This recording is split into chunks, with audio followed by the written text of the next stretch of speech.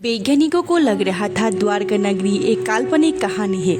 हिंदुओं ने एक फर्जी अफवाह उड़ा रहा है। तब इसी का सच पता करने के लिए भारत सरकार ने पूरी ताकत लगा दी। वैज्ञानिकों का टीम गठन करके भारत सरकार ने उनके साथ समुद्र में डूब जाने का फैसला कर लिया और अपने जान दांव पर लगा दिया। जब भारत सरकार नरेंद्र मोदी ने वैज्ञानिकों को टीम गठन करके समुद्र के 300 फीट नीचे गए और बाहर आके जो बताया उसे सुनकर पूरी दुनिया हैरान हो गई। भगवान श्री कृष्ण ने समुद्र के बीचों बीच में एक नगर बसाई थी। द्वारका नगर सोने से बना महल, सुंदर बाग बगीचे और मंदिरों से सजी हुआ यह नगर खुद समुद्र में समा गया। क्या समुद्र के अंदर आज भी भगवान श्री कृष्ण का लीला चल रहा है? और क्या द्वारका नगरी आज भी हमें पुकार रही है? जानेंगे इसी वीडियो में।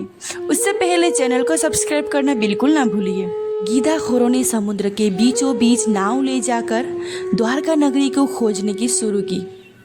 उन्होंने करीब 300 फीट नीचे जाकर जो देखा उसे देखकर यकीन नहीं हो रहा था, मानो एक सपना जैसा लग रहा था, क्योंकि ये सब चीज सिर्फ किताबों और ग्रंथों में ही सुनाया गया था, कभी देखा नहीं गया था।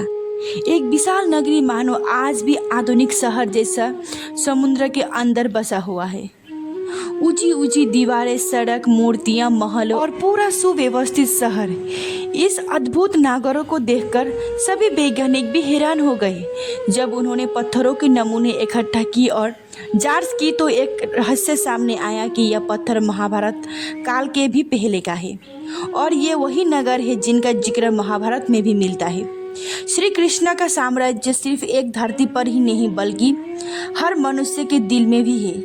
लेकिन आज हम आपको अदृश्य साम्राज्य के दर्शन करवाने जा रहे हैं जो धरती के सतह पर नहीं बल्कि समुद्र के गहराई में है। ये वही स्थान है जहाँ श्री कृष्ण ने अपने सत्ता का नींव रखी थी, जहाँ का हर कण उनकी लीलाओं का साक्षी रहा है। अरब सागर के अंदर डूबा हुआ द्वारका नगरी आज भी देवभूमि के रूप में पूजनीय है। भारत के 4 धामों में से एक द्वारका गुजरात के जामनगर जिले में अरब सागर के किनारे बसा हुआ है। एक छोटा सा शहर है जहां लाखों कृष्ण भक्त दूर दूर से भगवान श्री कृष्ण की झलक पाने के लिए आते हैं।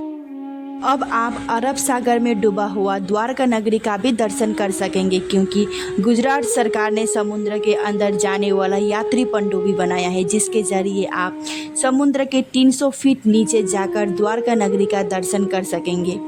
और ग्लास से बनाया हुआ वो अंडर वाटर पनडुब्बी से दर्शन करने के लिए 2 घंटे का समय लगेगा। फिर कैसे डूबा द्वारका नगरी, आइए जानते हैं। भागवत पुराण के 10वें शास्त्र के अनुसार कंस को वध करने के बाद श्री कृष्ण यादव वंश के साथ मथुरा में बस गए थे। लेकिन कंस के मृत्यु से क्रोधित होकर कंस के ससुर जरासंध ने मथुरा पर 18 बार हमला किया। इस लगातार हमले से परेशान होकर भगवान श्री कृष्ण ने मथुरा को छोड़कर एक नई नगरी बसाने की निर्णय किया। उन्होंने समुद्र के बीचों विशाल शहर बनाने का आग्रह किया, लेकिन इसके लिए समुद्र देव का अनुमति आवश्यक था। तब भगवान श्री कृष्ण ने समुद्र देव की आराधना की, जिससे प्रसन्न होकर समुद्र देव ने उन्हें 12 योजन भूमि प्रदान किया। लेकिन एक शर्त रहा गया कि जब भगवान श्री कृष्ण का मृत्यु हो जाएगा, द्वारका नगरी भी समुद्र में समा जाएगा। और जब द्वारका का निर्माण कार्य पूरा हो गया तब उन्होंने अपनी योग माया से पूरे यादव वंश को द्वारका ले आए। इसके बाद वह मथुरा जाकर जरासंध और कालिया से युद्ध किया और युद्ध विजय होने के बाद द्वारका लौटकर अपने परिवारजनों के साथ सुख समृद्धि से जीवन व्यतीत करने लगे। महाभारत काल के अनुसार भगवान श्री कृष्ण ने पांडवों का साथ दिया, जिससे कौरवों का हार हुई। लेकिन कौरवों के हार पर क्रोधित होकर माता गांधारी ने श्राप दिया कि जैसे ही कौरवों का वंश नष्ट हुआ है वैसे ही युद्ध वंश भी समाप्त हो जाएगा। इसके बाद द्वारका में हालत बिगड़ने लगी और धीरे धीरे सभी युद्ध वंशी आपस में लड़ कर मर गए। जब सभी योद्ध वंशी समाप्त हुए तब बलराम ने भी अपना शरीर को त्याग दिया और बलराम के जाने के बाद भगवान श्री कृष्ण अत्यंत दुखी हो गए और वन में अकेले विचरण करने लगे। एक दिन वो अपने पेड़ के छांव में बैठकर माता गांधारी के श्राप को याद कर रहे थे। तब उसी समय एक जरा नामक शिकारी ने दूर से श्री कृष्ण के पैर के अंगूठा का हिरण का मुख समझकर तीर चला दिया। जब वो शिकारी अपने शिकार के पास पहुंचा तो उसने भगवान श्री कृष्ण को पहचान लिया और भगवान श्री कृष्ण से क्षमा मांगने लगा। भगवान श्री कृष्ण ने उससे अभयदान देकर शांत भाव से देह त्याग दिया। भगवान श्री कृष्ण के मृत्यु के समाचार जब अर्जुन तक पहुंचा तब वो अत्यंत शोकाकुल हो गए। अर्जुन द्वारका पहुंचे। वासुदेव जी से नगर के शेष बसे लोगों को हस्तिनापुर ले चलने की तैयार करने को कहा और प्रवास क्षेत्र में जाकर अर्जुन ने सभी योद्ध वंशियों का अंतिम संस्कार किया।